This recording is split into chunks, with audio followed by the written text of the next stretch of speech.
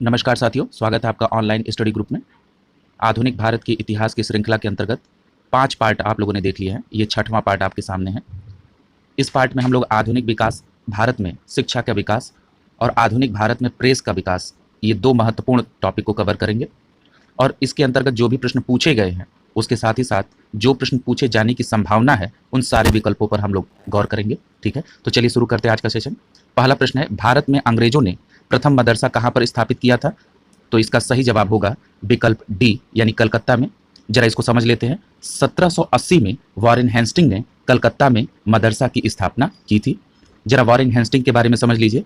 1773 के regulating act के तहत 1774 में वॉरेन हेस्टिंग बंगाल का प्रथम गवर्नर जनरल बना और इसी के समय में कलकत्ता में सर्वोच्च न्यायालय की स्थापना भी हुई। आप लोगों ने गवर्नर जनरल वाले सेक्शन में इसको देख लिया है। और इसी ने ही 1780 में कलकत्ता में मदरसा की स्थापना भी की। ठीक है, तो इस प्रकार पहले प्रश्न का आंसर क्या होगा? डी होगा। चलिए अगले प्रश्न की तरफ चलते हैं। एशियाटिक सोसाइटी ऑफ बंगाल के संस्थापक कौन थे? तो एशियाटिक सोसाइटी ऑफ बंगाल के संस्थापक सर विलियम जोन्स थे। यहाँ पे विकल्प ए सही हो जाएगा। याद रखिएगा कि 1784 में वॉरेन हेस्टिंग के एक सहयोगी थे। कौन? सर विलियम जोन्स, जिन्होंने एशियाटिक सोसाइटी ऑफ बंगाल की स्थापना की थी। ठीक है, ये बात याद रखिएगा। ठीक है, आगे चलते हैं। यानी कि प्रश्न संख्या 2 का सही आंसर क्या हो जाएगा? Sir William Jones. ठीक है, और कब की थी? 1784 में। किसके समय में? वॉरेन हेस्टिंग के समय। ठीक है, और किसने की थी? सर विलियम जोन्स ने की थी। यानी दूसरे का पहला आंसर सही होगा। अगला है, वाराणसी में प्रथम संस्कृत महाविद्यालय की स्थापना किसने की थी? तो ये सही आंसर आपका हो जाएगा जोनाथन डंकन ने। ठीक है, इन्होंने, जोनाथन डंकन ने वाराणसी में प्रथम संस्कृत महाविद्यालय की स्थापना की। अब प्रश्न उठता है कि कब की थी? तो 1791 में बनारस में जोनाथन डंकन ने प्रथम संस्कृत महाविद्यालय की स्थापना की थी। कब की थी? 1791 में। ठीक है, डेट और ईयर जो है वो दोनों याद रखते चलिएगा, क्योंकि कई बार उसको क्रम में सेट करने के लिए दे देता है। तो अगर ईयर याद रहेगा तभी वो पॉसिबल है। ठीक है, प्रश्न संख्या 3 का आंसर ए हो गया है। अगला प्रश्न चलते हैं। कथन टाइप का प्रश्न है। कह रहा है कि पहला कथन क्या है कि बंगाल की एशियाटिक सोसाइटी की स्थापना वॉरेन हेस्टिंग के काल में हुई थी। बात सही है, ये हम लोग पढ़ चुके हैं। और कब हुई थी एशियाटिक सोसाइटी की स्थापना? तो 1784 में हुई थी। और उसने सर विलियम जोन्स के पक्ष में उक्त विद्वत संस्था की अध्यक्षता का प्रस्ताव अस्वीकार कर दिया था। किसने?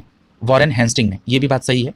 यानी वॉरेन हेस्टिंग ने सर विलियम जोन्स की अध्यक्षता के लिए अपना पक्ष जो है पीछे ले लिया था और उन्होंने कहा कि नहीं, यही अध्यक्षता करेंगे। ठीक है, यानी कथन सही है।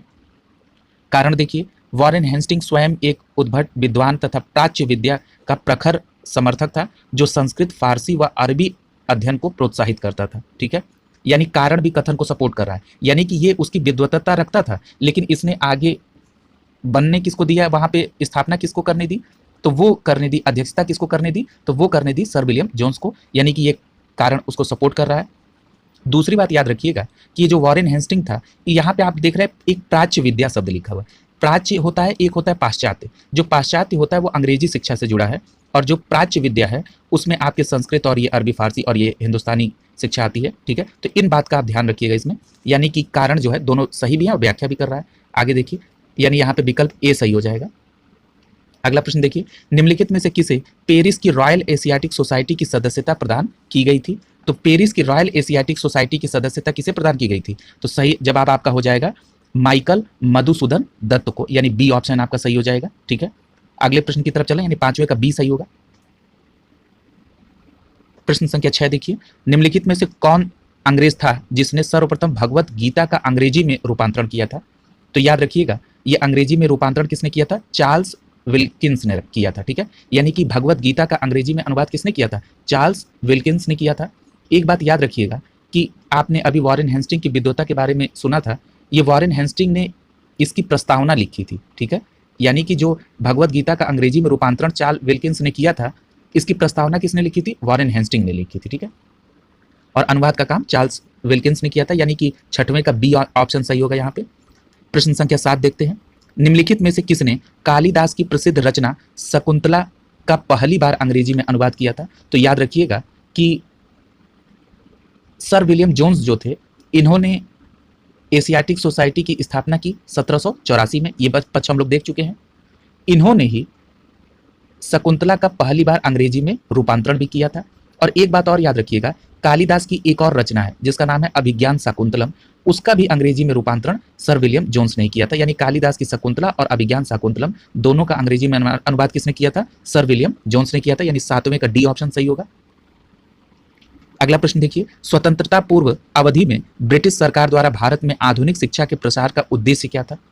यानी कह रहा है कि स्वतंत्रता पूर्व जो भारत में ब्रिटिश सरकार थी वो आधुनिक शिक्षा का प्रचार किस उद्देश्य के कारण करना चाहती थी? तो याद रखिएगा कि जब आप आधुनिक शिक्षा शब्द कहते हैं तो इसका मतलब समझ लीजिए कि आधुनिक शिक्षा का मतलब हो गया कि अंग्रेजी शिक्षा का प्रसार। ठीक है, अंग्रेजी शिक्षा का प्रसार क्यों करना चाहते थे? क्योंकि वो ये चाहते थे कि सरकार में शिक्षित भारतीयों की संख्या बढ़े। ठीक है, ताकि उनका खर्च क्या हो सके, कम किया जा सके। ठीक है, यानी वो अपने खर्च को कम करने की चिंता में सरकारी विभाग में शिक्षित भारतीयों की संख्या को बढ़ाना चाहते थे। ठीक है, आइए इस तर्क के आधार पर जरा देखते हैं। दिया है कि छोटे प्रशासनिक पदों पर नियुक्ति हेतु शिक्षित भारतीयों की आवश्यकता। ठीक है, यानी कि यहाँ हमारा इसका विकल्प क्या सही होगा? ए सही हो जाएगा। यानी छोटे प्रशासनिक पदों पर वो शिक्षित भारतीयों को चाहते थे, इसीलिए उन्होंने आधुनिक शिक्षा के प्रसार का जोर दिया था। और याद रखिएगा आधुनिक शिक्षा का मतलब क्या होता है? अंग्रेजी शिक्षा। यानी 8वें का ए ऑप्शन सही हो जाएगा। अब जरा प्रश्न संख्या 9 देखिए, ब्रिटिश सरकार ने किस अधिनियम से सबसे पहली बार भारत में शिक्षा के लिए 1 लाख रुपए दिए थे? तो याद होगा आप जब पॉलिटी का लेक्चर देख रहे थे तो हमने इसको वहां पे कोरिलेट किया था। ठीक है, तो आपको याद होगा चार्टर अधिनियम 1813 के तहत ब्रिटिश सरकार ने सबसे पहले 1 लाख रुपए शिक्षा के लिए दिए थे। यानी यहाँ हमारा जवाब क्या हो जाएगा? यहाँ जवाब बी सही हो जाएगा हमारा 9 का। अगले प्रश्न की तरफ चलते हैं। प्रश्न संख्या 10 देखिए, वुड डिस्पैच के बारे में निम्नलिखित में से कौन सा कथन सत्य है? तो पहले वुड डिस्पैच को समझ लीजिए। वुड डिस्पैच 1854 में आया था। ठीक है, और ये भारतीय शिक्षा में एक व्यापक योजना के तहत इसको लाया गया था, इसीलिए इसको भारत में अंग्रेजी शिक्षा का मैग्ना कार्टा भी कहा जाता है। और याद रखिएगा इस प्रस्ताव के तहत सरकार ने पाश्चात्य शिक्षा के प्रचार पर जोर दिया था। और इसके क्या क्या और उद्देश्य थे? ये अंग्रेजी शिक्षा व्यवस्था लाने चाहती थी। कहाँ पर? उच्च शिक्षा में ये अंग्रेजी शिक्षा लाना चाहते थे। ठीक है, इसके अलावा ये लंदन विश्वविद्यालय के आधार पर कलकत्ता, बंबई और मद्रास प्रेसिडेंसी में एक एक विश्वविद्यालय की भी स्थापना का इनका प्रस्ताव था। इसके अलावा वुड डिस्पैच में यह भी कहा गया कि जो शिक्षा हो वो धर्मनिरपेक्ष होनी चाहिए। ठीक है, और एक और महत्वपूर्ण बात वुड डिस्पैच के बारे में आपको जाननी आवश्यक है। इस वुड डिस्पैच ने ग्रांट इन एड की भी पॉलिसी को लागू करने की बात की थी। अब ये ग्रांट इन एड पॉलिसी क्या है? इसके तहत जो भी निजी प्रयत्न से ये शिक्षा के क्षेत्र में लोग आना चाहते हैं उनको सरकार अनुदान सहायता उपलब्ध कराएगी। यही ग्रांट इन एड पॉलिसी थी। यानी ये सारी पॉलिसी आपके वुड डिस्पैच में की गई थी। अब चलिए अब इसके आधार पर अब इस प्रश्न को समझने की कोशिश करते हैं। वुड डिस्पैच यानी 1854 में पहला कथन करा कि सहायता अनुदान व्यवस्था ग्रांट इन एड की शुरुआत की। हम लोगों ने समझ लिया इसको, ये सही है। विश्वविद्यालय की स्थापना लंदन विश्वविद्यालय के आधार पर, बिल्कुल सही है। तीसरा है शिक्षा के सभी स्तरों पर शिक्षण माध्यम के रूप में अंग्रेजी की सिफारिश की थी। ये कथन गलत है। क्यों गलत है? क्योंकि यहाँ आप एक शब्द देख रहे हैं सभी स्तरों पर, और जबकि इन्होंने अंग्रेजी माध्यम केवल उच्च शिक्षा के ऊपर लागू करने की बात की थी। एक बात और ध्यान दीजिएगा, जब भी कभी भी कथन में कोई आता है वाक्य और उसमें कोई चीज सभी के लिए थोपी जाए या अनिवार्य शब्द कह दे, कुछ ऐसा शब्द कह दे जो बिल्कुल सबके लिए हो या कुछ बिल्कुल रिजिड टाइप का हो, तो वो कथन सस्पेंस के कैटेगरी में चला जाता है। यानी वो 90% उम्मीद होती है कि वो कथन गलत होगा। ठीक है, तो इस प्रकार से कथनों के प्रश्न में इस बात का भी ध्यान देना चाहिए। और यहाँ तर्कों के आधार पर पहला और दूसरा कथन सही है, तीसरा प्रश्न कथन गलत है। ठीक है, यानी यहाँ विकल्प क्या सही होगा? ए सही होगा, पहला और दूसरा। अगले प्रश्न की तरफ चलते हैं। चार्ल्स वुड के आदेश निम्नलिखित में से किससे संबंधित है? तो शिक्षा से संबंधित है। और कब आया था? 1854 में आया था। अगला प्रश्न देखते हैं। हंटर कमीशन की रिपोर्ट में विकास पर विशेष जोर दिया गया था। किसके विकास पर हंटर कमीशन पर जोर दिया गया था? तो याद रखिएगा पहले हंटर कमीशन को समझ लीजिए कि 1854 में जो पाश्चात्य शिक्षा के लिए जो व्यवस्था की गई थी उसकी जांच के लिए, उसकी समीक्षा के लिए एक कमीशन का गठन किया गया 1882 में, और उसकी अध्यक्षता की थी किसने? हंटर महोदय ने। इसीलिए इस संस्था का नाम क्या पड़ गया? हंटर कमीशन, इस कमीशन का नाम। अब इसमें क्या किया गया? इसमें इस आयोग ने कहा कि प्राथमिक शिक्षा पर विशेष ध्यान देना आवश्यक है। ठीक है, यानी इन्होंने किस पर जोर दिया? प्राथमिक शिक्षा पर विशेष जोर दिया था। ठीक है, और इसके माध्यम से, और इस जो हंटर कमीशन की रिपोर्ट किसने बनवाई थी? तो वो लॉर्ड रिपन ने तैयार करवाई थी। ठीक है, यानी कि लॉर्ड रिपन ने ही इनकी नियुक्ति की थी 1882 में। ठीक है, और उसके बाद इस आयोग ने क्या सुझाव दिया कि भारत में प्राथमिक शिक्षा के सुधार और विकास पर विशेष जोर दिया जाना चाहिए। ठीक है, आपको क्लियर हो गया होगा। एक बार और संक्षिप्त में बता देता हूं। 1854 में जो पाश्चात्य शिक्षा की प्रगति के लिए व्यवस्था की गई थी, उसकी समीक्षा के लिए 1882 में लॉर्ड रिपन ने हंटर की अध्यक्षता में एक आयोग गठित किया, प्रथम भारतीय शिक्षा आयोग। उसकी रिपोर्ट में यह कहा गया कि प्राथमिक शिक्षा पे सुधार और विकास होना चाहिए, और उसकी अध्यक्षता चूंकि हंटर साहब कर रहे थे, इसलिए उसको हंटर कमीशन की रिपोर्ट के आधार पर माना गया कि इन्होंने प्राथमिक शिक्षा पर जोर देने की बात कही है। इस प्रकार हमारा विकल्प सी सही हो जाएगा। ठीक है, अब निश्चित तौर पर क्लियर हो गया होगा आपको, 12 का सी सही होगा। अगला प्रश्न 13 नंबर देखिए, प्रथम भारतीय शिक्षा आयोग की नियुक्ति किसने और कब की थी? तो याद रखिएगा, अभी मैंने पिछले प्रश्न के एक्सप्लेनेशन में बता दिया आपसे कि रिपन ने की थी 1882 में, और किस, ठीक है, और इस आयोग की रिपोर्ट में यह कहा गया कि प्राथमिक शिक्षा पर विशेष जोर देना चाहिए, यानी कि 13 नंबर प्रश्न का आंसर ए सही होगा।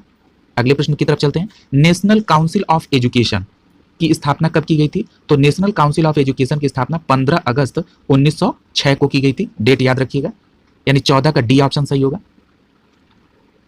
15 नंबर प्रश्न देखिए, कह रहा है कि सैडलर कमीशन का संबंध किससे है? ठीक है, तो यानी सैडलर कमीशन को पहले समझ लेते हैं। सैडलर कमीशन का संबंध पहले जान लीजिए कि शिक्षा से है। ठीक है, 1917 में कलकत्ता विश्वविद्यालय की अध्ययन की संभावनाओं के लिए एक रिपोर्ट तैयार करने के लिए इस सैडलर आयोग की अध्यक्ष का गठन किया गया था। ठीक है, और इस आयोग ने ये अपना मत रखा कि यदि आपको विश्वविद्यालय की शिक्षा में सुधार करना है तो आपको माध्यमिक शिक्षा में सुधार करना पड़ेगा। ठीक है, यानी अब आपको ये पूरा क्लियर हो गया कि सैडलर आयोग का बना 1917 में कलकत्ता विश्वविद्यालय की अध्ययन में जो भी प्रगति की संभावनाओं पर विचार करने के लिए किया गया था। यानी सैडलर आयोग का संबंध किससे है? शिक्षा से है, यानी हमारा विकल्प सी सही हो जाएगा यहाँ। और हमने सैडलर आयोग के अन्य पक्षों को भी देख लिया। देखिए यहाँ सन पूछ दिया कि शिक्षा में सुधार के लिए सैडलर कमीशन का गठन कब किया गया था? तो 1917 में, यहाँ पे बी ऑप्शन सही हो जाएगा। अगला प्रश्न देखिए 17 नंबर, 1902 में लॉर्ड कर्जन ने 2 भारतीयों को सम्मिलित करते हुए एक विश्वविद्यालय आयोग का गठन किया था। ठीक है, तो अब ये पूछ रहा है कि इसमें से कौन 2 लोग थे? ठीक है, तो सबसे पहले तो आप ये समझ लीजिए कि जो 1902 में लॉर्ड कर्जन ने जिस विश्वविद्यालय आयोग का गठन किया था, उसकी अध्यक्षता कौन कर रहा था? तो उसकी अध्यक्षता थॉमस रैले कर रहा था। पहली बात तो ये हो गया। ठीक है, यानी रैले का विश्वविद्यालय आयोग का ये बात कर रहा है। ठीक है, दूसरी बात ये जान लीजिए कि इसमें जो 2 भारतीय सदस्य थे, उसमें एक का नाम सैयद हुसैन बिलग्रामी था और दूसरे का नाम गुरदास बनर्जी था। ठीक है, अब हम ऑप्शन में देखते हैं, सैयद हुसैन बिलग्रामी और दूसरा कौन थे? गुरदास बनर्जी, यानी यहाँ पे विकल्प डी सही हो जाएगा हमारा। ठीक है, और याद रखिएगा कि इसी रैले की अध्यक्षता में गठित जो विश्वविद्यालय आयोग था, इसी की सिफारिश के आधार पर आगे चल के 1904 में विश्वविद्यालय अधिनियम 1904 पारित हुआ था। ठीक है, ये पूरी बात हो गई इसकी। अगला प्रश्न संख्या 17 का डी ऑप्शन सही होगा। अगले प्रश्न की तरफ चलते हैं। कह रहा है कि लॉर्ड मैकाले संबंधित है। अब लॉर्ड मैकाले किससे संबंधित हैं? तो ये अंग्रेजी शिक्षा से संबंधित है। यहाँ एक बात आपको जानना जरूरी है कि जो लॉर्ड मैकाले अंग्रेजी शिक्षा से संबंधित हैं, इन्होंने अपनी एक रिपोर्ट दी थी। ठीक है, अब ये बात आती है कि रिपोर्ट किसके समय दी गई और किसने इनको उसके लिए नामित किया था? तो जो नामित किया था उस समय जो गवर्नर जनरल थे वो लॉर्ड विलियम बेंटिंग थे। यानी लॉर्ड विलियम बेंटिंग ने मैकाले की समिति की रिपोर्ट के आधार पर शिक्षा में अंग्रेजी भाषा का समर्थन किया था। ठीक है, ये पूरी घटना हो गई। यानी कि कभी अगर अंग्रेजी शिक्षा से अगर आपको लॉर्ड विलियम बेंटिंग को जोड़ना पड़े तो आप तुरंत समझ जाएंगे कि लॉर्ड विलियम बेंटिंग का समय था और मैकाले की ये अनुशंसा थी कि शिक्षा में अंग्रेजी भाषा को अनिवार्य किया जाए, समर्थन किया जाए इसका। यानी 18 का सी विकल्प सही होगा। अगला प्रश्न संख्या 19 देखिए, दिया कि भारत में औपनिवेशिक काम में अधोमुखी निस्यंदन सिद्धांत किस क्षेत्र से संबंधित है?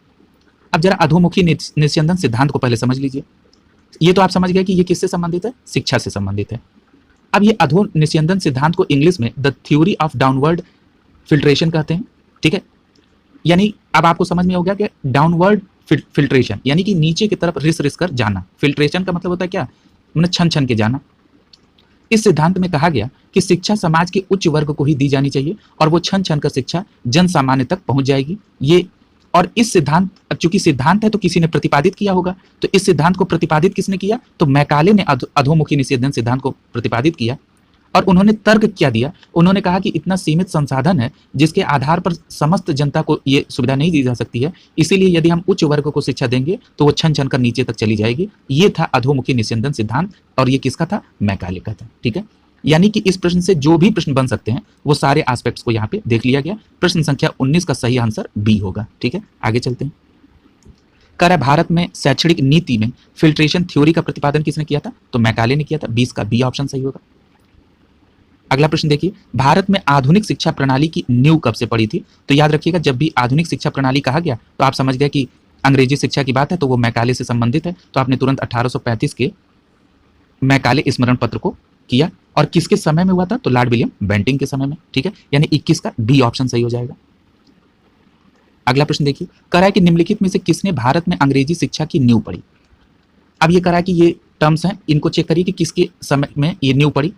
याद रखिएगा कि यहाँ अंग्रेजी शिक्षा की नींव से कहने का तात्पर्य यह है कि किन किन स्टेप्स ने भारत में अंग्रेजी शिक्षा की ओर धीरे धीरे वो आगे बढ़ाया, यानी कि कैसे पाश्चात्य शिक्षा भारत में इस्टेब्लिश, क्या क्या स्टेप लिए गए, ये उसकी बात कर रहा है, ठीक है। कई बार होता क्या है कि परीक्षा में इंग्लिश वर्जन का गूगल ऐसा ट्रांसलेट कर देता है हिंदी में कि वो अर्थ का अनर्थ हो जाता है। कई बार आपने देखा होगा कि मेंस के परीक्षा में होता क्या है कि स्टेटमेंट इंग्लिश से हिंदी में जब कन्वर्ट होता है तो वो जो मूल प्रश्न का भाव है वही चेंज हो जाता है, ठीक है।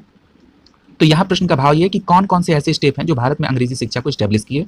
आइए, 1813 का चार्टर एक्ट है पहले, अभी हम लोगों ने चर्चा की थी कि 1813 के चार्टर एक्ट के ही द्वारा भारत में 1 लाख रुपए की शिक्षा की पे खर्च की व्यवस्था की गई थी, ठीक है।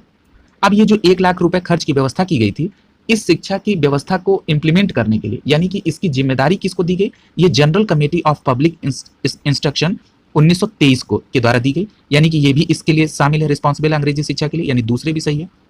प्राच्यविद और आंग्लविद विवाद, अभी हमने पीछे आपको प्राच्यविद और पाश्चात्यविद, पाश्चात्य का मतलब अंग्रेजी शिक्षा पे और प्राच्य का मतलब क्या हो गया? हिंदुस्तानी और फारसी भाषा के बीच में। तो वही बात मैं कह रहा हूं कि अब यहाँ पर इन दोनों के विवाद में भी इसको जन्म दिया। अब यहाँ जान लीजिए कि जो मुनरो थे वो आंग्ल भाषा के समर्थक थे, और इसमें एक प्रिंसेप साहब थे, एच.टी. प्रिंसेप, वो किसके समर्थक थे? तो वो प्राच्य शिक्षा के समर्थक थे, ठीक है। यानी यहाँ पे तीनों ऑप्शन जो है इसके लिए एलिजिबल है, यानी यहाँ पे डी ऑप्शन हो जाएगा। अगला प्रश्न देखिए, आईएएस के प्री के प्रीलिम्स में पूछा प्रश्न था वो। अगला प्रश्न संख्या 23 देखिए, किसके शासनकाल में भारत में अंग्रेजी शिक्षा का आरंभ हुआ, ठीक है। तो किसके शासनकाल में हुआ? तो अभी हमने आपको बताया था ना कि लॉर्ड विलियम बेंटिंग का समय था और मैकाले की रिपोर्ट थी, तो हमारा ए ऑप्शन यहाँ सही हो जाएगा। अगला प्रश्न देखिए, भारत में प्रथम 3 विश्वविद्यालय कलकत्ता, मद्रास और बंबई की स्थापना कब हुई थी? अब आपको याद होगा कि 1854 में वुड डिस्पैच में ये बात कही गई थी कि जिस प्रकार से लंदन में विश्वविद्यालय है उसी तर्ज पर 3 विश्वविद्यालय इन 3 जगहों पर कलकत्ता, मद्रास और बंबई में स्टैब्लिश किए जाएं। उनकी अनुशंसा के अनुरूप 1857 में इनकी स्थापना हुई, ठीक है। इस तरह से आप कोरिलेट करके समझेंगे तो आपको तथ्य याद भी रहेंगे और वहां आप इजीली उसको चुन भी सकते हैं, यानी 24 का ए सही होगा। अगला प्रश्न देखिए, किसके सतत प्रयत्नों में बंबई में प्रथम महिला विश्वविद्यालय की स्थापना की गई थी? तो याद रखिएगा कि डी.के. कर्वे के सफल प्रयास से 1916 में बंबई में प्रथम महिला विश्वविद्यालय की स्थापना हुई थी। यहाँ ईयर याद रखिएगा कि 1916 में हुई थी, ठीक है। और ये डी.के. कर्वे साहब महाराष्ट्र के क्षेत्र में काफ़ी समाज सुधार के लिए जाने जाते हैं, ठीक है। और इन्होंने 1896 में पूना में एक विधवा गृह की भी स्थापना की थी, ठीक है। यानी कि जो 1916 में महिला विश्वविद्यालय स्टैब्लिश किया था मुंबई में, इसके पहले इन्होंने 1896 में पूना में विधवा गृह की भी स्थापना की थी। और याद रखिएगा कि इनको आगे चल के भारत रत्न का भी सम्मान मिला, यानी कि 25 का डी ऑप्शन सही हो जाएगा, ठीक है, DK. Curve. Deccan education society की स्थापना से संबंध किसका है? तो यहाँ पे सही जवाब हो जाएगा आपका कि डेक्कन एजुकेशन सोसाइटी से संबंध बीजी तिलक का है। जरा डेक्कन एजुकेशन सोसाइटी के बारे में समझ लीजिए कि जो डेक्कन एजुकेशन सोसाइटी थी, पहले ये न्यू इंग्लिश स्कूल के रूप में प्रारंभ हुई थी, और वो प्रारंभ हुई थी 1880 में, और बाद में 1884 में ये डेक्कन एजुकेशन सोसाइटी के तौर पर स्टैब्लिश हुई। एक बात और याद रखिएगा कि यहाँ संस्थापक में बीजी तिलक के अलावा भी और लोग थे। उनका नाम क्या था? तो उनका नाम चिप लुंकर था, एक का नाम जोशी था, और एक का नाम गोपाल गणेश आगरकर था, ठीक है। यानी कि इनके अलावा ये लोग भी थे। कभी अगर इनसे संबंधित अगर किया जाए डेक्कन एजुकेशन सोसाइटी को तो आप उसको सही टिक करेंगे, और इस प्रश्न का आंसर 26 का सी सही हो जाएगा। अगले प्रश्न की तरफ चलते हैं। प्रश्न संख्या 27 देखिए, निम्नलिखित में से कॉलेजों में से किसकी स्थापना सबसे पहले हुई थी? अभी हमने आपको पूर्व में कहा था कि ईयर याद रखना बहुत जरूरी है, ठीक है।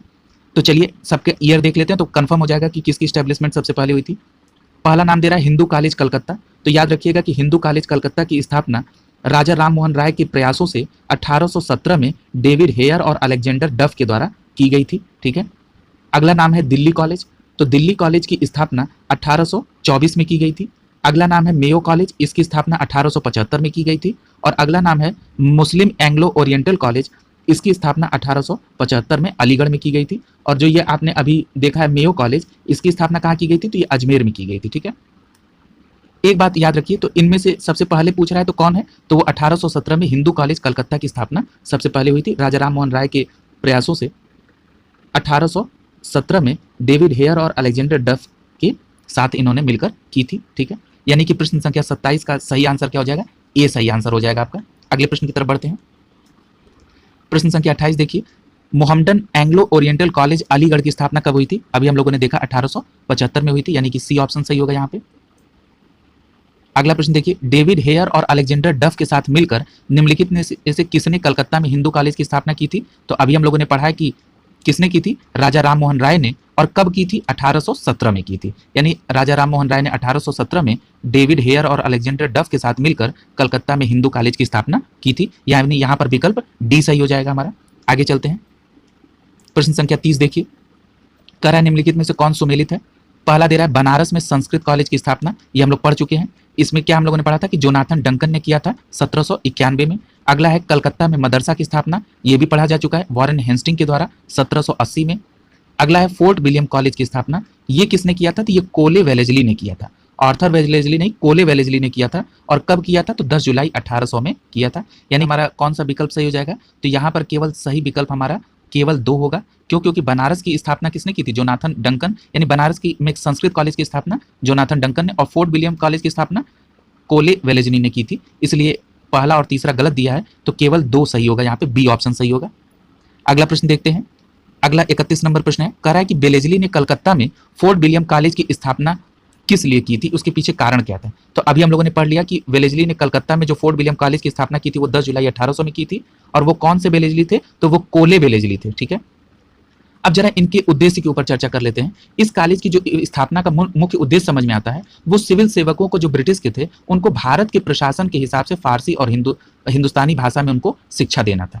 यानी जो ब्रिटिश सिविल सेवक थे उनको भारत की भाषा के अनुरूप शिक्षा देना, ये मेन उद्देश्य था कोले वेलेजली का कलकत्ता में फोर्ट विलियम कॉलेज की स्थापना करने के पीछे। आइए अब इसको हम लोग देखते हैं कि कौन सा ऑप्शन हो सकता है। यहाँ हमारा डी ऑप्शन साफ दिख रहा है कि इन्होंने इसकी स्थापना भारत व ब्रिटिश नागरिकों को भारत में प्रशासन हेतु प्रशिक्षित करना चाहते हैं। यानी सीधे ऑप्शन 31 का डी सही हो जाएगा यहाँ पे। अगला है, फोर्ट विलियम कॉलेज की स्थापना कलकत्ता के संदर्भ में निम्नलिखित में से कौन सा कथन सत्य है? तो पहला विकल्प दिख रहा है कि इसकी स्थापना 10 जून 1800 में कलकत्ता में फोर्ट विलियम कॉम्प्लेक्स की हुई थी। अब देखिए ये थोड़ा सा अंतर कर दिया, 10 जुलाई से 10 जून कर दिया है, यानी ये पहला स्टेटमेंट गलत हो जाएगा। अगला देखिए, इसकी स्थापना का मुख्य उद्देश्य ब्रिटिश अधिकारियों को भारत में भारतीय शिक्षा में शिक्षा देना था, भारतीय भाषाओं में। ये बिल्कुल सही है, यानी दूसरा स्टेटमेंट सही है, पहला गलत है। यानी यहाँ हमारा ऑप्शन कौन सा सही हो जाएगा? तो यहाँ पे बी ऑप्शन जो केवल 2 लिखा हुआ है ये सही हो जाएगा, यानी 32 का बी। ये आरओ के 2021 के प्री, यानी 21 में तो प्री वही 2016 का जो री एग्जाम था वही 21 में हुआ था, तो उसमें पूछा हुआ था। आगे देखिए, निम्नलिखित में से किसने भारतीय विद्यार्थियों में धार्मिक शिक्षा की प्रबल वकालत की थी? तो याद रखिएगा कि जो भारतीय विश्वविद्यालय में धार्मिक शिक्षा की वकालत की थी वो मदन मोहन मालवीय जी ने की थी। ठीक है, यानी यहाँ पे डी ऑप्शन सही हो जाएगा 33 का। अगला है, बनारस हिंदू विश्वविद्यालय का शिलान्यास किसने किया था? अब यहाँ पर एक शब्द पकड़िएगा, बनारस हिंदू विश्वविद्यालय की स्थापना तो मदन मोहन मालवीय ने की थी, ये तो डन है। ठीक है, लेकिन यहाँ पूछ रहा है स्थापना किसने की थी? तो इसकी स्थापना उस समय के वायसराय लॉर्ड हार्डिंग ने की थी। कब की थी? 4 फरवरी 1916 को। यानी शिलान्यास पूछा है, तो इसलिए 34 प्रश्न का आंसर क्या होगा? सी। अगर ये पूछता कि बनारस हिंदू विश्वविद्यालय की स्थापना किसने की थी तो समझ में आता कि मदन मोहन मालवीय। ठीक है, इसलिए प्रश्न को बहुत ध्यान से समझिएगा। 34 नंबर प्रश्न का आंसर क्या हो जाएगा? हमारा सी हो जाएगा। अगले प्रश्न की तरफ बढ़ते हैं।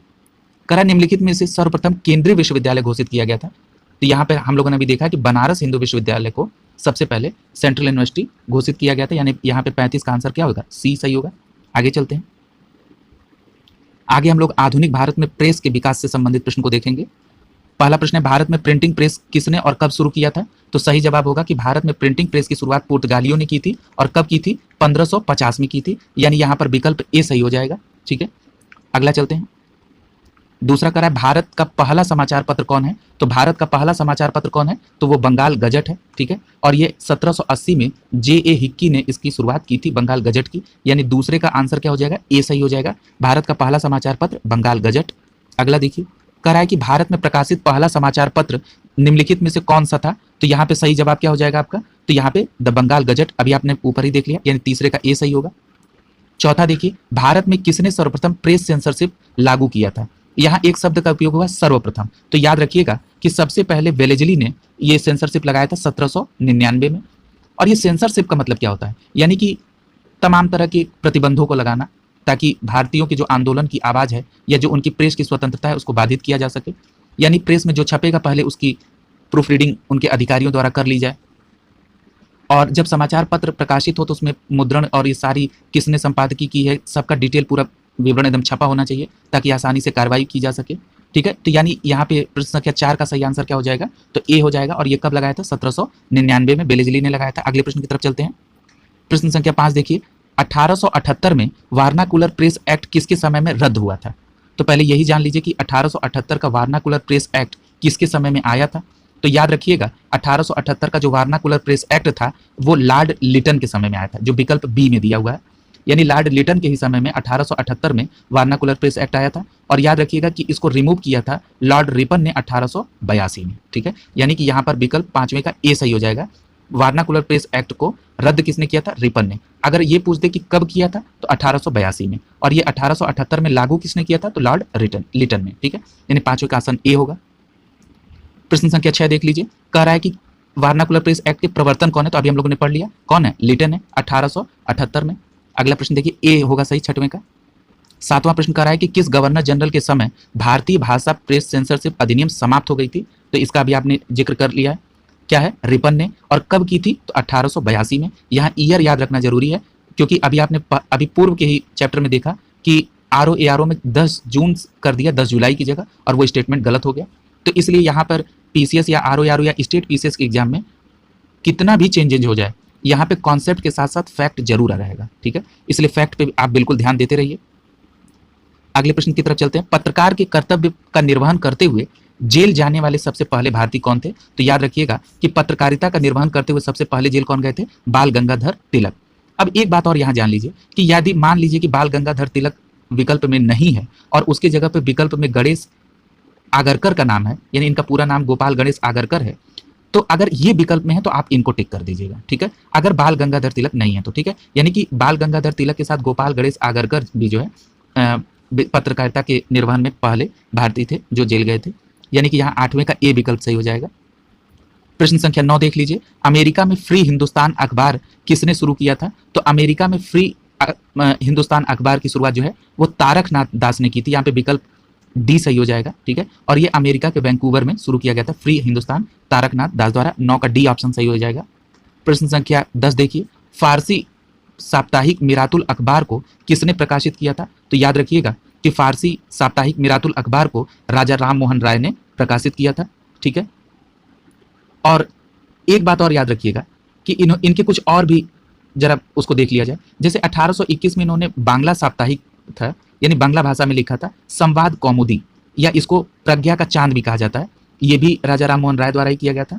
और उसके अगले साल फारसी भाषा में इन्होंने एक साप्ताहिक पत्रिका मिरातुल अखबार या बुद्धि दर्पण भी कहा जाता है इसको। ठीक है, बुद्धि दर्पण का भी प्रकाशन किसने किया था, राजा राम मोहन राय ने किया था। यानी कि यहाँ पर ऑप्शन 10 का क्या हो जाएगा, बी सही हो जाएगा। अगले प्रश्न की तरफ चलते हैं। कह रहा है कि 1880 के दशक में इंडियन मिरर अखबार का प्रकाशन कहाँ से होता था। जब भी अखबार के प्रकाशन का चैप्टर पढ़ें तो उसमें 2 बात का विशेष ध्यान दीजिए। एक तो ये ध्यान दीजिए कि कहाँ से प्रकाशित हुआ और किस भाषा में हुआ, क्योंकि ये भी प्रश्न थोड़ा सा टफ करने के लिए पूछ दिया जाता है। तो ये याद रखिए कि जो इंडियन मिरर अखबार है इसका प्रकाशन कहाँ से हुआ, तो इसका प्रकाशन कलकत्ता से हुआ था। अब इंडियन मिरर की स्थापना कब हुई थी, तो इसकी स्थापना 1861 में की गई थी। और किसने की थी, तो देवेंद्र नाथ टैगोर ने और मनमोहन घोष द्वारा की गई थी। ठीक है, इस बात को इसमें ध्यान दीजिएगा। यानी प्रश्न संख्या 11 का सही आंसर क्या हो जाएगा, बी हो जाएगा, कलकत्ता। अगला प्रश्न देखिए, गदर पत्र का प्रथम अंक निम्नलिखित में से किस भाषा में प्रकाशित किया गया था। ठीक है, यहाँ एक शब्द आप देख रहे होंगे, प्रथम अंक शब्द लिखा है। तो याद रखिएगा कि जो गदर का प्रथम अंक है वो 1 नवंबर 1913 को प्रकाशित हुआ। और कहाँ से प्रकाशित हुआ, तो सैन फ्रांसिस्को से प्रकाशित हुआ। किस भाषा में प्रकाशित हुआ, तो वो उर्दू भाषा में प्रकाशित हुआ। और इसके बाद जो इसका दूसरा अंक है 9 दिसंबर 1913 को गुरुमुखी लिपि में छपने लगा। और जो ये गदर पत्रिका है ये मराठी में छपी, हिंदी में छपी, अंग्रेजी में छपी और गुजराती में छपी। और इसका गदर पत्रिका का एक अंक जो है वो पख्तूनी भाषा में भी छपा था। ठीक है, क्योंकि गदर पत्रिका बहुत इंपॉर्टेंट है और हमने अभी आपसे बताया कि ये किस भाषा में छपी ये भी पूछ देता है स्टेटमेंट में। ठीक है, और उसमें कोई एक भाषा जिसमें वो छपी नहीं होगी वो भी दे देगा और पूछ लेगा बताइए स्टेटमेंट सही है कि गलत। तो इन सारे एस्पेक्ट्स पे आपको सोच के काम करना होगा। यानी कि आप अब पूरी तरह समझ गए होंगे कि जो पहला अंक है वो उर्दू भाषा में छपा था 1 नवंबर 1913 को। ठीक है, सैन फ्रांसिस्को से। यानी प्रश्न संख्या 12 का सही उत्तर ए हो जाएगा। अगला प्रश्न देखिए, गदर पार्टी एक पत्र, गदर है कैसी थी, तो याद रखिएगा एक साप्ताहिक थी ये, ठीक है। और ये कहाँ से प्रकाशित हुई थी, तो सैन फ्रांसिस्को से, ठीक है। अब यहाँ पर एक बात और आप समझ लीजिए कि ये किसने इसको इस्टेब्लिश किया था, यानी ये किसके द्वारा हुई थी। तो याद रखिएगा कि भारत में जब ब्रिटिश साम्राज्य की मुक्ति के लिए अमेरिका और कनाडा में लाला हरदयाल, सोहन सिंह भकना और करतार सिंह थे, इन्होंने एक मिलकर एक गदर आंदोलन की स्थापना की। और इसी गदर पार्टी का जो मुखपत्र था वो कौन सा था, गदर था, ठीक है। और इसका पहला संस्करण वही सैन फ्रांसिस्को से 1 नवंबर 1913 को प्रकाशित हुआ था, और ये साप्ताहिक है, यानी 13 का विकल्प सी सही हो जाएगा यहाँ पे। अगला प्रश्न देखिए, प्रश्न संख्या 14 करा, अमृत बाजार पत्रिका की स्थापना किसने की थी, तो अमृत बाजार पत्रिका की स्थापना शिशिर कुमार घोष ने की थी, ठीक है। याद रखिएगा कि अब ये प्रश्न पूछ सकता है कि अमृत बाजार पत्रिका का संपादन कहाँ से किया गया था, तो ये कलकत्ता से किया गया था। और कब किया गया था, तो ये 1868 में किया गया था, ठीक है। इस बात को याद रखिएगा, ठीक है। और बाद में इसका संपादन गिरीश चंद्र घोष ने भी किया था, ठीक है। लेकिन सबसे पहले किसने किया था, शिशिर कुमार घोष ने किया था, ठीक है। और यहाँ जो गिरीश चंद्र घोष है, इनकी एक और इन्होंने भी स्थापना की थी, इन्होंने हिंदू पैट्रियाट की मतलब की स्थापना की थी इन्होंने, ठीक है। ये भी याद रखिएगा। आगे यानी कि 14 नंबर का विकल्प कौन सा हो जाएगा, डी सही हो जाएगा। अमृत बाजार पत्रिका की स्थापना किसने की थी, शिशिर कुमार घोष ने कलकत्ता से की थी, और कब की थी, 1868 में। अगले प्रश्न की तरफ चल रहे हैं, लोकमान्य बाल गंगाधर तिलक ने भारतीय स्वतंत्रता संग्राम की सेवा के उद्देश्य से कौन सा समाचार पत्र प्रारंभ किया था। याद रखिएगा ये सेक्शन जितना ही टफ दिख रहा होगा आपको, उतना ही परीक्षा के लिहाज से बहुत इंपॉर्टेंट है, इसलिए इसको होलिस्टिक अप्रोच में आप लोग देखिए, और ये परीक्षा में 1 या 2 प्रश्न जरूर पूछे जाते हैं यहाँ से।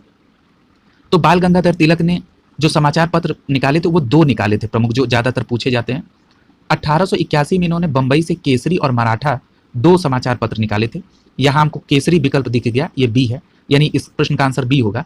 एक प्रश्न और पूछता है इससे रिलेटेड कि केसरी जो इन्होंने पत्रिका समाचार पत्र निकाला था वो किस भाषा में था, तो केसरी जो था वो मराठी भाषा में था, और जो मराठा था वो अंग्रेजी भाषा में था, ठीक है। यानी केसरी झंडा कौन, मराठी लेके चलते हैं, तो ऐसे को रिलेट करके आप याद कर सकते हैं, ठीक है। यानी प्रश्न संख्या 15 का ऑप्शन क्या हो जाएगा, बी सही हो जाएगा। प्रश्न संख्या 16 देखिए, क्रांतिकारी काल में निम्नलिखित में से लोकप्रिय पत्रिकाओं में से कौन सा अनेक कारणों में कांग्रेस की आलोचना करती है, ठीक है।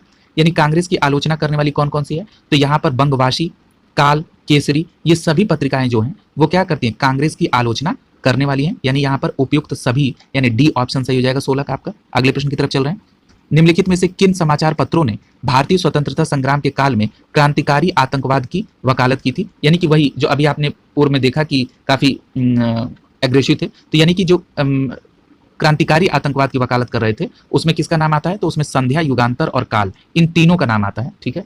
यानी यहाँ पर विकल्प डी सही हो जाएगा हमारा 17 का।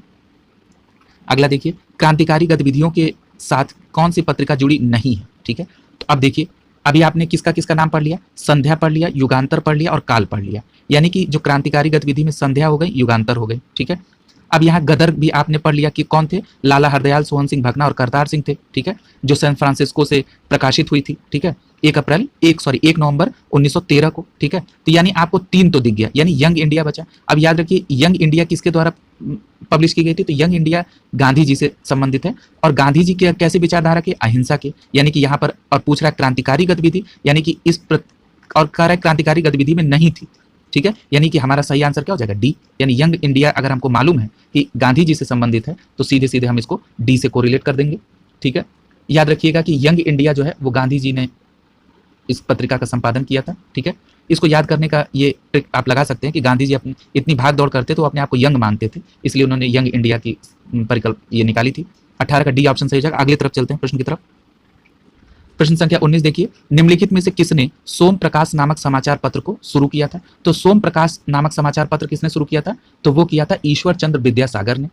अब ये प्रश्न उठता है कि किस भाषा में हुआ था, तो ये बांग्ला भाषा में हुआ था और ये साप्ताहिक था, और इसका प्रकाशन कब हुआ, तो इसका प्रकाशन 1858 में हुआ, ठीक है। हमको हर एक एस्पेक्ट्स को लेकर चलना होगा।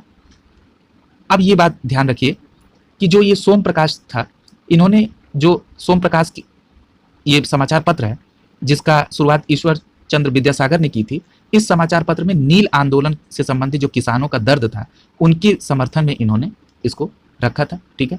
तो यहाँ हमारा विकल्प बी सही हो जाएगा। आगे चलते हैं। अगला प्रश्न है कि निम्नलिखित अखबारों में कौन मुख्यतः उदारवादियों की नीति के प्रचारक थे, ठीक है। अब जरा देख लिया जाए न्यू इंडिया, न्यू इंडिया किसने लिखा था? तो याद रखिएगा न्यू इंडिया जो था वो एनी बेसेंट ने लिखा था, ठीक है। इसकी स्थापना एनी बेसेंट ने की थी। यहाँ पर एक ट्रिक के तौर पे ये समझ सकते हैं कि जैसे एक न्यू यानी नए बच्चे को जन्म कौन देती है? माँ देती है, यानी महिला है। महिला में कौन होगा? यानी एनी बेसेंट से कोरिलेट कर दीजिए, यानी न्यू इंडिया का संबंध एनी बेसेंट से। एनी बेसेंट का एक कॉमन व्हील भी जो है ये भी इन्हीं की है, एनी बेसेंट की है। याद रखिएगा लीडर, लीडर किसकी है? मदन मोहन मालवीय की। यंग इंडिया अभी हमने चर्चा कर ली है कि ये गांधी जी से संबंधित है, ठीक है। तो यहाँ क्या पूछ रहा है कि मुख्यतः उदारवादियों की नीति का प्रचारक थी, तो उदारवादियों की नीति का प्रमुखता से कौन कर रहा था? तो लीडर कर रहे थे, ठीक है। यानी लीडर किसकी है? मदन मोहन मालवीय की, ठीक है। ये उदारवादियों के समर्थक थे, ठीक है। अब आगे चलते हैं, यानी कि प्रश्न संख्या 20 का सही आंसर क्या हो जाएगा? अगला प्रश्न देखिए, दे रहा है कि इंडियन ओपिनियन पत्रिका के प्रथम संपादक कौन थे? तो सही जवाब हो जाएगा कि इंडियन ओपिनियन पत्रिका के संपादक प्रथम कौन थे? मनसुख लाल नजर, ठीक है। यानी मनसुख लाल नजर जो थे वो इसके प्रथम संपादक थे। अब जरा इंडियन ओपिनियन को समझ लेते हैं। इंडियन ओपिनियन जो है ये महात्मा गांधी द्वारा दक्षिण अफ्रीका में 1903 में प्रारंभ की गई थी और इसके प्रथम संपादक पूछा था, तो इसके प्रथम संपादक कौन थे? तो मनसुख लाल नजर थे, ठीक है। अगर ये पूछता कि इंडियन ओपिनियन पत्रिका किसके द्वारा प्रारंभ की गई थी, तो महात्मा गांधी द्वारा हो जाता, ठीक है। और देखिए एम के गांधी भी विकल्प में दिया हुआ है, ठीक है। और ये कब प्रारंभ किया था इन्होंने? 1903 में किया था। और कहाँ किया था? दक्षिण अफ्रीका में। लेकिन अगर इसके प्रथम संपादक पूछेगा तो प्रथम संपादक क्या बताएंगे? तो प्रथम संपादक मनसुख लाल नजर बताएंगे। एक प्रश्न और हम आपसे बार बार कहते हैं कि ये पूछता है कि ये किस भाषा में छपी थी, तो याद रखिएगा इंडियन ओपिनियन जो है वो गुजराती, हिंदी, तमिल और अंग्रेजी भाषाओं में छपी थी। यानी प्रश्न संख्या 21 का डी आंसर हो जाएगा। आगे चलते हैं, अगला प्रश्न संख्या 22 है, महात्मा गांधी द्वारा दक्षिण अफ्रीका में प्रकाशित समाचार पत्र का नाम क्या था? तो आपने अभी देख लिया द इंडियन ओपिनियन था, ठीक है। और 1903 में इसको प्रकाशित किया गया और इसके प्रथम आपने अभी संपादक का भी नाम पढ़ लिया, इनका नाम क्या था? मनसुख लाल नजर था, ठीक है। ये पूरा हो गया, यानी प्रश्न संख्या 22 का सही आंसर क्या हो जाएगा? ए। प्रश्न संख्या 23 देखिए, दिया है कि निम्नलिखित में से किस भाषा में द इंडियन ओपिनियन पत्र नहीं छपा था? तो अभी हम लोगों ने पूर्व में जिक्र कर लिया है कि इस पत्रिका का जो इंडियन ओपिनियन है ये गुजराती में छपी थी, अंग्रेजी में छपी थी, हिंदी में छपी थी और तमिल में छपी थी, ठीक है। यानी कौन सा ऑप्शन इसमें नहीं मिल रहा है? वो उर्दू है। यानी 23 नंबर प्रश्न का आंसर क्या हो जाएगा? उर्दू हो जाएगा। ये उर्दू भाषा में नहीं छपी थी, 23 का डी हो जाएगा। आगे देखिए, एक साप्ताहिक रूप में यंग इंडिया का शुभारंभ किसने किया था? तो याद रखिएगा जो यंग इंडिया था ये इसके जो पर्यवेक्षक थे वो कौन थे? महात्मा गांधी थे और ये बंबई से प्रकाशित होती थी, ठीक है। और याद रखिएगा कि इसके जो प्रारंभिक संस्करण निकले थे उसमें संपादक के तौर पर जमुना दास, द्वारका दास और शंकर लाल बैंगर थे, ठीक है। और यंग इंडिया का संपादन महात्मा गांधी जी ने भी किया था और उस समय इन्होंने इसका संपादन अहमदाबाद से प्रारंभ कर दिया था, बंबई की जगह पे। और जो ये जमुना दास थे या जिसका हमने अभी जिक्र किया द्वारका दास थे, शंकर लाल बैंगर थे, ये सभी लोग एनी बेसेंट के होम रूल के सदस्य थे। इस तरह से आप रिलेट कर सकते हैं कि यंग इंडिया का संबंध होम रूल पार्टी से है। यानी कि यहाँ पे 24 का ए सही हो जाएगा। अगला प्रश्न देखिए, प्रश्न संख्या 25, हिंदी का पहला समाचार पत्र उदंत मार्तंड जो 30 मई 1826 को प्रकाशित हुआ, ये कहाँ से प्रकाशित हुआ? तो याद रखिएगा ये प्रकाशित हुआ कलकत्ता से, ठीक है। अब ये प्रश्न उठता है कि जो ये उदंत मार्तंड हिंदी का पहला समाचार पत्र है जो कलकत्ता से प्रकाशित हुआ, इसके संपादक कौन थे? तो याद रखिएगा इसके संपादक जुगल किशोर शुक्ल थे, ठीक है। यानी प्रश्न संख्या 25 का आंसर क्या हो जाएगा? ए सही हो जाएगा। अगला 26 देखिए, भारतीयों द्वारा अंग्रेजी भाषा में प्रकाशित प्रथम समाचार पत्र कौन था? तो विकल्प में कौन सा है? हिंदू पैट्रियाट है जो भारतीयों द्वारा प्रकाशित अंग्रेजी भाषा का प्रथम समाचार पत्र है, ठीक है। अब याद रखिएगा कि इस समाचार पत्र के प्रकाशक संपादक का नाम भी पूछा जा रहा है, तो याद रखिएगा इसके संपादक सबसे पहले गिरीश चंद्र घोष ने किया था। उसके बाद कुछ समय बाद इसकी संपादकी हरीश चंद्र मुखर्जी साहब ने भी की थी और एक कृष्णोपाल दास थे, उन्होंने भी इसकी संपादकी की थी, ठीक है। यानी कि अगर आपसे ये पूछा जाए कि हिंदू पैट्रियाट अंग्रेजी का प्रथम समाचार पत्र के संपादक कौन थे, तो सबसे पहले आप गिरीश चंद्र घोष को मारेंगे। यदि गिरीश चंद्र घोष ऑप्शन में नहीं है और हरीश चंद्र मुखर्जी है तो आप उनको भी टिक कर सकते हैं। और अगर ये नहीं क्रिस्टोफर पाल है तो वो भी, यानी इन 3 लोगों का याद रखिएगा जिसमें गिरीश चंद्र घोष प्रथम संपादक थे, ठीक है। आगे चलते हैं, यानी प्रश्न संख्या 26 का सही आंसर क्या हो जाएगा? यह हमारा सही आंसर ए हिंदू पैट्रियाट हो जाएगा। अगला देखिए, नील आंदोलन का जमकर समर्थन करने वाले हिंदू पैट्रियाट के संपादक कौन थे? देखिए अभी हमने जिक्र किया, इसके प्रथम संपादक कौन थे? गिरीश चंद्र घोष थे, लेकिन वो विकल्प में नहीं है, तो हमारा सही आंसर क्या हो जाएगा? हरीश चंद्र मुखर्जी, यानी विकल्प बी सही हो जाएगा यहाँ पे। अगला प्रश्न है कि अंग्रेजी साप्ताहिक वंदे मातरम का निम्नलिखित में से किससे संबंध है? तो याद रखिएगा जब अंग्रेजी वंदे मातरम पूछा जाएगा तो ये अरविंद घोष से संबंधित है। यदि आपसे ये पूछा जाता कि उर्दू में वंदे मातरम को किसने प्रकाशित किया था, तो ये लाला लाजपत राय ने किया था लाहौर से, ठीक है। याद रखिएगा लाला लाजपत राय ने लाहौर से हिंदू में वंदे मातरम, और अंग्रेजी का पूछा जाएगा तो आप अरविंद घोष, यानी यहाँ पे विकल्प ए सही हो जाएगा। अगला प्रश्न देखिए, निम्नलिखित में से किस अखबार का प्रकाशन पटना से किया गया था? तो आपका सही जवाब हो जाएगा इंडियन नेशन का प्रकाशन पटना से किया गया था। अब ये प्रश्न उठता है ये कब किया गया था? ये 1931 में किया गया था। और किसके द्वारा किया गया था? तो ये कामेश्वर सिंह के द्वारा किया गया था। ठीक है, इस प्रकार हमारा यहाँ सही जवाब क्या हो जाएगा? 29 का ए। अगला प्रश्न 30 देखिए, स्वदेश वाहिनी के संपादक कौन है? तो स्वदेश वाहिनी के संपादक रामकृष्ण पिल्लई है, यानी यहाँ हमारा विकल्प कौन सा सही हो जाएगा? सी विकल्प सही हो जाएगा। 30 का स्वदेश वाहिनी रामकृष्ण पिल्लई। अगला प्रश्न देखिए, अंग्रेजी पत्र इंडिपेंडेंट जुड़ा हुआ है, किससे जुड़ा हुआ है? तो याद रखिएगा अंग्रेजी जो इंडिपेंडेंट है ये प्रकाशन मोतीलाल नेहरू ने करवाया था। ठीक है, यानी इंडिपेंडेंट पत्रिका है, अंग्रेजी में लिखी, और किसने लिखी? तो ये मोतीलाल नेहरू ने, यानी यहाँ पर विकल्प डी सही हो जाएगा। अगला देखिए, मिलान करने के लिए दे रहा है, तो चलिए मिला लेते हैं। कह रहा है भारत मित्र, ठीक है, ये किस भाषा में पूछ रहा है? तो भारत मित्र क्या है? हिंदी भाषा में लगा देंगे। अब देखिए इसको याद करने का ट्रिक भी बना सकते हैं, जैसे भारत में जितने भी मित्र हैं वो सब हिंदी बोलते हैं। ठीक है, तो ये आप लगा सकते हैं कि भारत मित्र हिंदी से। यहाँ पे किसी भी प्रकार के क्षेत्रवाद से इसको कोरिलेट करके मत देखिएगा, केवल मैं इसको ट्रिक के तौर पे बता रहा हूँ, आप अपना भी ट्रिक बना सकते हैं, क्योंकि कई बार इस तरह की पत्रिका और उनकी भाषा में कई बार भूल हो जाती है और कई बार ये प्रश्न गलत हो जाते हैं, इसलिए मैंने कोरिलेट कर दिया कि भारत में जितने मित्र हैं वो हिंदी बोलते हैं। इस तरह से आप कोरिलेट कर सकते हैं। जैसे राष्ट्रमत, अब आप इसको मराठा से जोड़ सकते हैं कि मराठों ने अंग्रेजों को सबसे ज़्यादा नाको चना चबवाया था, यानी राष्ट्र के मत पर वो एक थे, यानी राष्ट्रमत किस भाषा में होगा? तो वो मराठी भाषा में होगा। प्रजा मित्र, ये किस भाषा में? गुजराती, यानी पूरे प्रजा को गुजरातियों ने मित्र बना लिया। ठीक है, इस तरह से करके आपको रिलेट कर सकते हैं, यानी सी का ऑप्शन 2 सही हो जाएगा। नायक, नायक किस में है? बंगाली में। ठीक है, तो इस तरह से करके आप कोरिलेट करके इसको याद कर सकते हैं। आप अपना भी ट्रिक बना के कैसे भी करें, अंतोगत्वा लास्ट रिजल्ट ये है कि आपको ये याद होना चाहिए। ठीक है, अगले प्रश्न की तरफ चल रहे हैं। अगला प्रश्न दिया है कि निम्नलिखित में से कौन सी सूची सुमेलित करिए। यहाँ पे समाचार पत्र और उनके संपादक का नाम दिया हुआ है। ठीक है, तो जरा देख लीजिए कि समाचार पत्र दैनिक आज है, इसके संस्थापक कौन है? तो दैनिक आज के संपादक शिव प्रसाद गुप्त हैं, यानी एक ऑप्शन 4 से मिला देंगे आप। द लीडर हमने अभी पूर्व में चर्चा कर दी, मदन मोहन मालवीय थे। नेशनल हेराल्ड का संबंध जवाहरलाल नेहरू से है, और द पाइनियर का संबंध किससे है? जॉर्ज एलन से है। ठीक है, द पाइनियर कई बार पूछी जा चुकी है, इंडिविजुअल भी, तो याद रखिएगा। अगले प्रश्न की तरफ चलते हैं, प्रश्न संख्या 34 की तरफ। प्रश्न संख्या 34 में दे रहा है कि कानपुर से प्रकाशित किस समाचार पत्र के माध्यम से विजय सिंह पथिक ने बिजौलिया आंदोलन को समूचे भारत में चर्चा का विषय बनाया? तो याद रखिएगा कि जो विजय सिंह पथिक थे उन्होंने गणेश शंकर विद्यार्थी की एक पत्रिका थी प्रताप, इसके माध्यम से बिजौलिया किसान आंदोलन को समूचे भारत में चर्चा में लाए थे। यानी यहाँ हमारा ऑप्शन क्या सही हो जाएगा?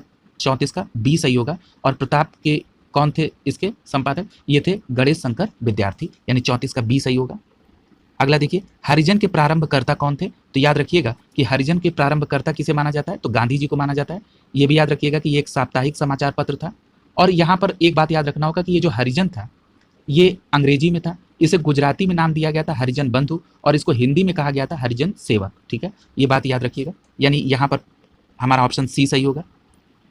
प्रश्न संख्या 26 को देखिए, गांधी जी द्वारा शुरू किए गए एक साप्ताहिक पत्र हरिजन का प्रथम अंक यानी 11 फरवरी 1933 को निम्नलिखित शहरों में प्रकाशित किया गया था। यहाँ शब्द दे रहा है कि प्रथम अंक, यानी जो इसका पहला अंक है वो पुणे से प्रकाशित हुआ था। ठीक है, और उस समय गांधी जी यरबदा जेल में बंद थे, और इसका संपादक किसने किया था? ये आरवी शास्त्री ने इसका संपादन किया था। तो याद रखिएगा यहाँ सही ऑप्शन क्या हो जाएगा? सी, पुणे से। अगला आप देखिए प्रश्न, मराठी पाक्षिक बहिष्कृत भारत किसने आरंभ की थी? तो ये आरंभ की थी BR अम्बेडकर ने, यानी कि किस में लिखी गई थी बहिष्कृत भारत? मराठी में लिखी गई थी। ठीक है, अब एक बात ये समझ में आ गई कि मराठी में लिखी गई बहिष्कृत भारत को लिखा किसने था? अम्बेडकर साहब ने।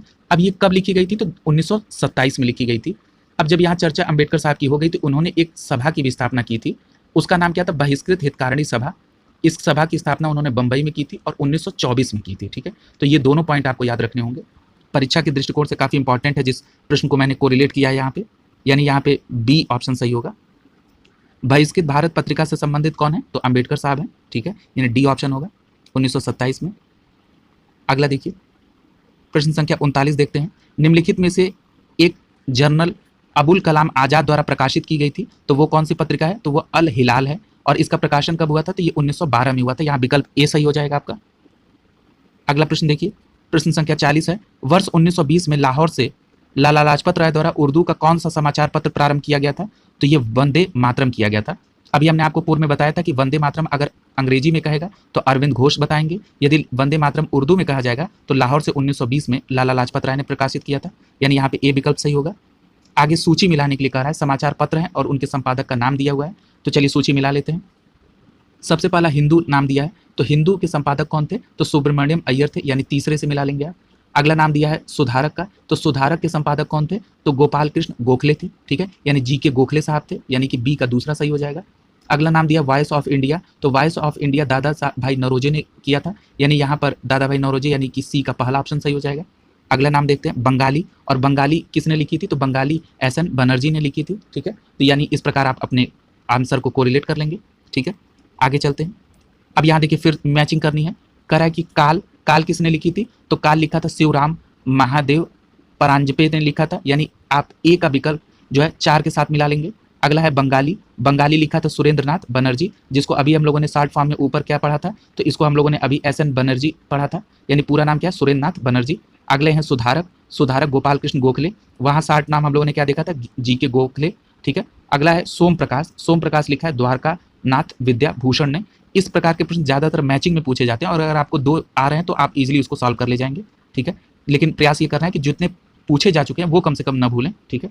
आगे देखिए, प्रश्न संख्या 43 में भी मिलाने के लिए ही दिया है। इसमें सबसे पहला ऑप्शन आपका बंगाल क्रॉनिकल है, और बंगाल क्रॉनिकल किसने लिखा था, फिरोज शाह मेहता ने, यानी आप तीसरे से मिला लीजिए। अगला है कॉमनवेल्थ का संबंध किससे है, ये एनी बेसेंट से है।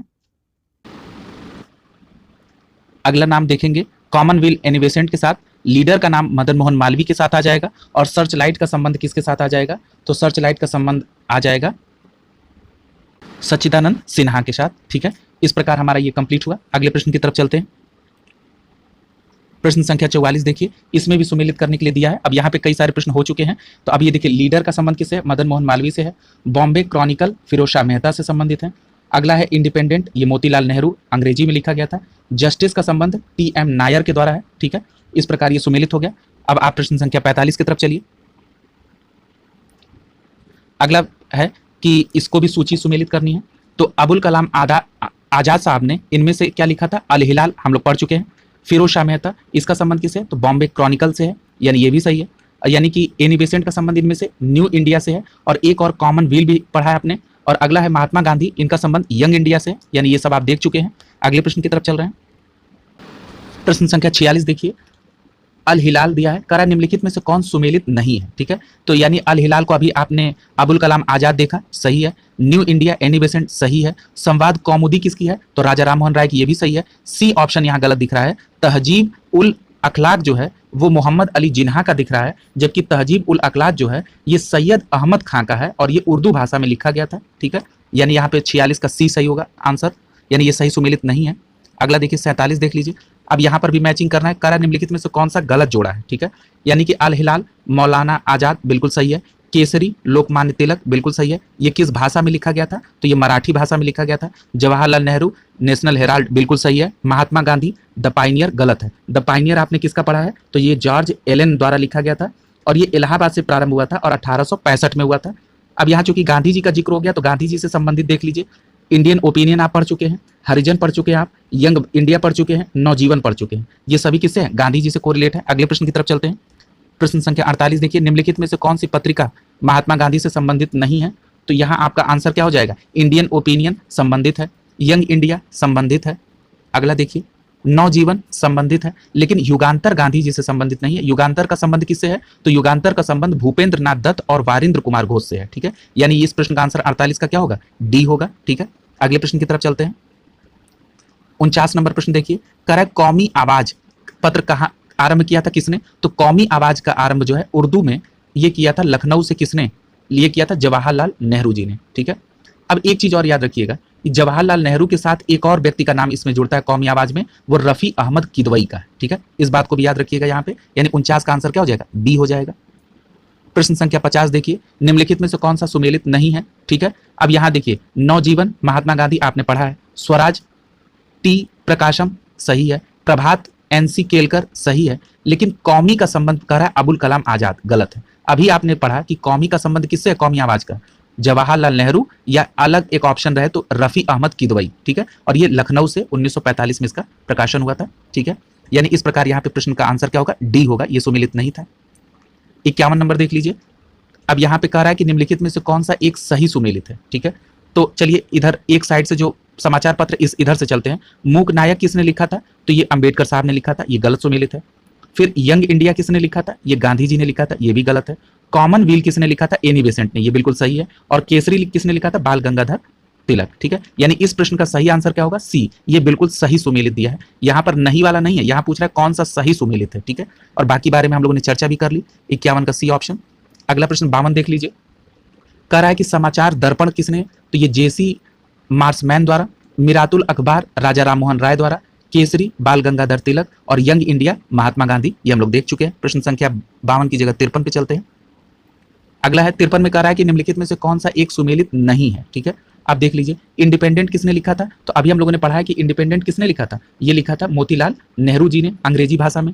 यहाँ दिया है बी आर अम्बेडकर, तो ये गलत हो गया। ठीक है, और आगे केसरी बाल गंगाधर तिलक सही है, न्यू इंडिया एनी बेसेंट सही है, और रास्त गोफ्तार जो है ये किसने लिखा? ये दादा भाई नौरोजी ने, ये बिल्कुल सही है। रास्त गोफ्तार लिखा था दादा भाई नौरोजी ने, यानी इस प्रश्न का आंसर क्या हो जाएगा? ए, ये सुमेलित नहीं है, इंडिपेंडेंट मोतीलाल नेहरू जी ने लिखा था।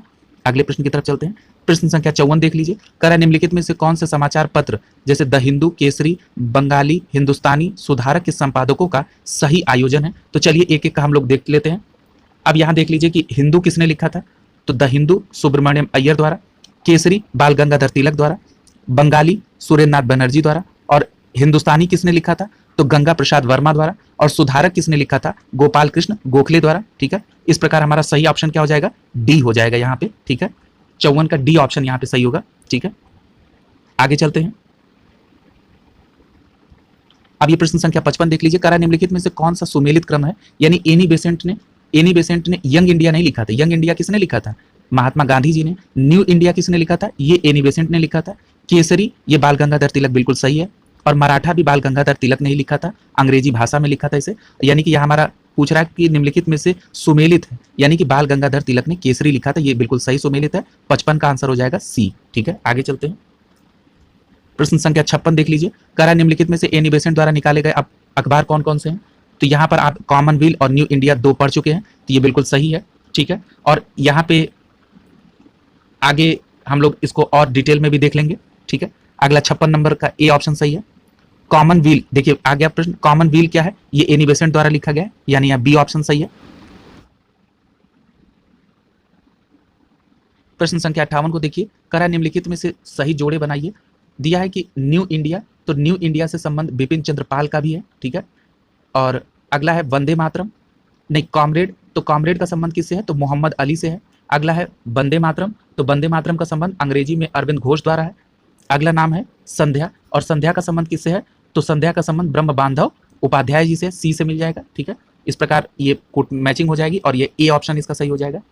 59 देख लीजिए, करा निम्नलिखित में से वंदे मातरम का संपादन किसके द्वारा है? तो अभी हम लोगों ने देखा है कि वंदे मातरम अंग्रेजी में किसने? अरविंद घोष, और उर्दू में किसने? लाला लाजपत राय, यानी इनमें कोई विकल्प नहीं मिल रहा है। ठीक है, यानी कि ये विवादित प्रश्न था 59।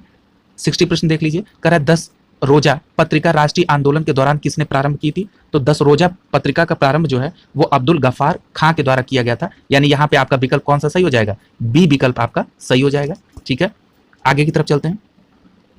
मैचिंग करने के लिए दे रहा है, कह रहा है कि इन दोनों पत्रिका को सुमेलित करिए। इसमें से कई सारी पत्रिकाओं का आपने अध्ययन कर लिया है। ठीक है, चलिए शुरुआत करते हैं नवयुग से। तो नवयुग का संपादन किसने किया था? तो मुजफ्फर अहमद ने किया था। अगला दिया है इंकलाब, इंकलाब का गुलाम हुसैन द्वारा किया गया। और अगला है लेबर किसान गजट, लेबर किसान गजट किसके द्वारा किया गया था? तो एम सिंग्यूरवेल द्वारा किया गया था, सिंग्यूरवेल द्वारा। अगला दिया है द सोशलिस्ट, ये किसके द्वारा? एस ए डोंगे द्वारा किया गया था। ठीक है, यानी इस प्रकार ये हमारा मैचिंग कंप्लीट हो गया। आगे चलते हैं, आज का ये अंतिम प्रश्न था। ठीक है, यानी इस प्रकार आज हम लोगों ने 2 चैप्टर फिनिश कर लिए हैं। ठीक है, और इस सेशन को हम लोग और तेजी से आगे बढ़ाएंगे। करंट का भी पैरेलल साथ ही में चल रहा है। ठीक है, उसको जल्दी से एक पार्ट कंप्लीट करके इसको तेजी से फिनिश किया जाएगा, ताकि और भी सब्जेक्ट समय से पूरे किए जा सके। ठीक है, आज का सेशन यहीं पे कंप्लीट करते हैं। आप लोगों का बहुत बहुत धन्यवाद।